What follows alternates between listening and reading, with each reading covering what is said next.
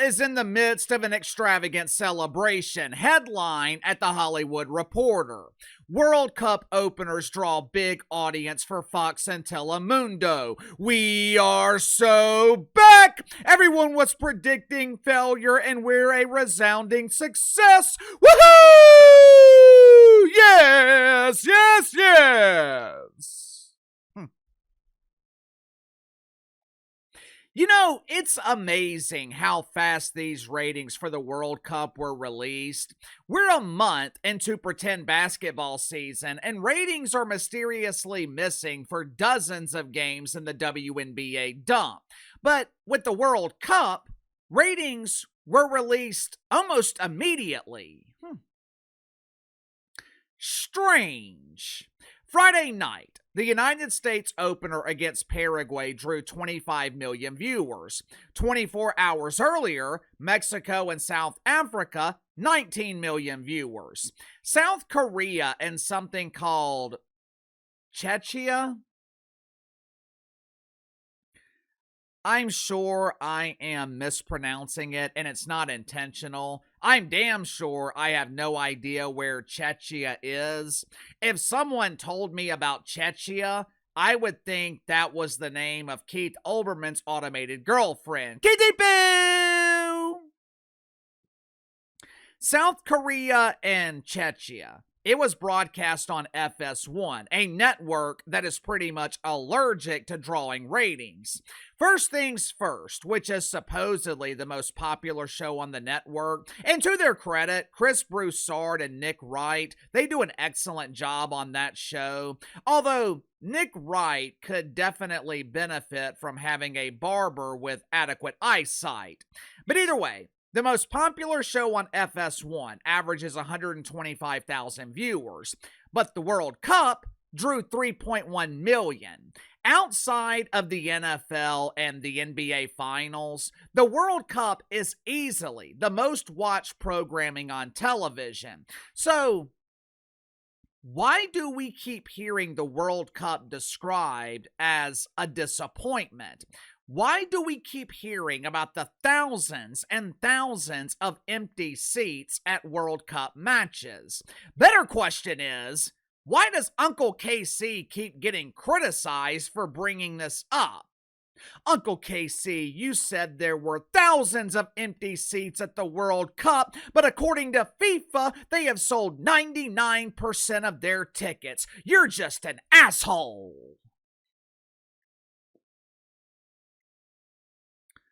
Look, I am simply reporting what I see. It's not like I'm showing you guys fake images. Hell, I don't even know how to use AI. I pay my thumbnail designer very well every month because I really have no idea how to make thumbnails, much less fabricate images of empty seats at the World Cup.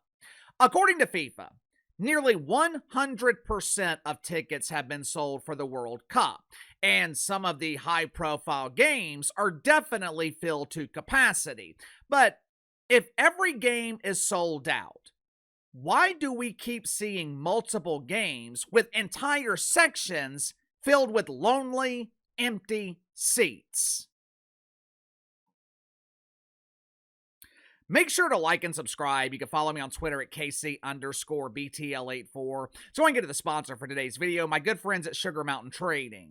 Glenn is one of my longtime viewers. He's been watching me here on the channel for years. Several months ago, he strained his shoulder while picking up his dog to take her outside. He thought the pain would go away, but weeks later, Glenn still dealing with shoulder pain. Over-the-counter meds were doing nothing for his pain. Like most of my daily viewers, Glenn had been hearing me talk about the efficiency of the CBD from Sugar Mountain Trading for a couple of years now. So a few weeks ago, Glenn orders his first bottle of CBD lotion from Sugar Mountain Trading. He applies the lotion to his shoulder. Several minutes later, Glenn's pain was gone. I have got countless stories from viewers, friends, family. They all tell me the same thing. They cannot believe this stuff actually works. There is a reason Sugar Mountain Trading has been with me here on the channel for almost 2 years now. My audience keeps buying their CBD because Sugar Mountain Trading is the real deal. With Father's Day coming up, I cannot think of a better gift for dad. If your dad is anything like mine, he likes to keep moving, he likes to remain active, but at 75 years old, dealing with pain, it can prevent my dad from being active. I cannot think of a better gift than alleviating his pain with the CBD from Sugar Mountain Trading. More importantly, all CBD products offered at Sugar Mountain Trading, 100% natural, 100% free of THC. So click the link in the description or the pinned comment below. Use my Father's Day promo code BTLDAD, BTLDAD. Receive 30% off your first purchase with Sugar Mountain Trading. Headline at Newsweek. FIFA says World Cup games at full capacity, but empty seats cast doubt. Couple of days ago, Qatar, or as Tucker Carlson, hey, it's me, Tucky! By the way, did you know Tucky has a brother named Bucky? Anyway, Qatar, or as Tucky Carlson prefers to call it, home sweet home.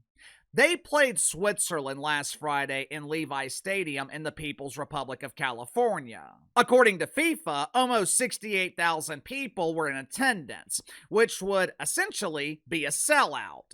You tell me. Does this look like a sellout? Does this look like anywhere close to 68,000 people?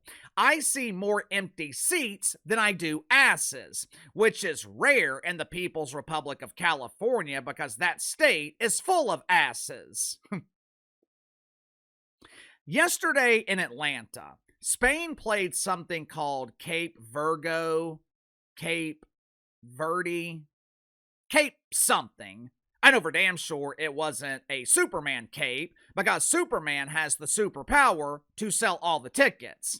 Once again, FIFA was claiming that the game was nearly sold out. But as you can see here, there are entire sections of empty seats. Last Friday night, the opener between the United States and Paraguay. Now, FIFA did not claim it was almost sold out. They claimed SoFi Stadium was completely sold out. But somehow, there were still hundreds, maybe even thousands of empty seats throughout SoFi Stadium. Uncle KC, people could be watching in the concourse. They could be watching at the bar. Just because seats are empty doesn't mean the tickets were not sold. Yeah, that is the excuse that FIFA is giving. And look, I'm sure that applies to some of these empty seats. But just think about this for a second. If you're paying $2,000, $3,000, $4,000, $5,000 for tickets to the World Cup, are you going to watch the game from the concourse? Are you going to watch the game on a TV at the stadium bar? Or are you going to watch it live from the seats you paid thousands of dollars for? I don't know about you guys, but if I am paying thousands of dollars for seats, my ass is going to be in those seats. And for the price I'm paying, I'm taking the seats home as a souvenir. I think some of these empty seats can be attributed to corporate giveaways not being used or FIFA giving away tickets that weren't redeemed. But the thing is, this should not be a story, and it wouldn't be a story if FIFA would just be honest. The reason people keep reporting empty seats is because FIFA keeps claiming games are completely sold out or close to sold out, when the reality is, they're not. That being said, the World Cup is far from being a huge embarrassing failure. Matter of fact, I would describe it as a massive success. For starters, Uncle KC actually watched some of the World Cup this past weekend. Sunday afternoon, I was over at the in-laws. We were celebrating Father's Day with them a week early.